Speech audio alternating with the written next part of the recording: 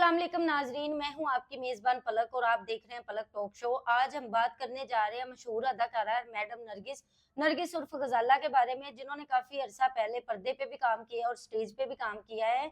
तो जितनी भी हमारी चैनल की उनके साथ बात हुई है, उन्होंने यही बताया है कि मुझे जब ये तशद्दुद का निशाना बनाया जा रहा था, जब ये मुझे मारता था तो मैं भाग के सेन में आ जाती थी, तो सेन से पकड़ के लेके जाके मुझे रूम में लॉक करके मारता था। तो जब मेरी चीखें निकलती थी तो मेरे मुंह के अंदर गन डाल के मुझे गन पॉइंट पे मारता था कि तुम्हें मैं गोली मार दूंगा।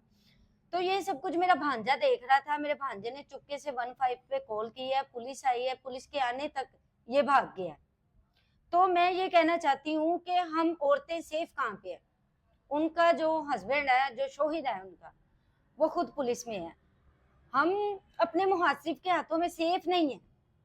हमने सेफ कहाँ पे होना, हम पाकिस्तान में सेफ नहीं है। हमारी माएं बहनें जो सिस्टर हैं वो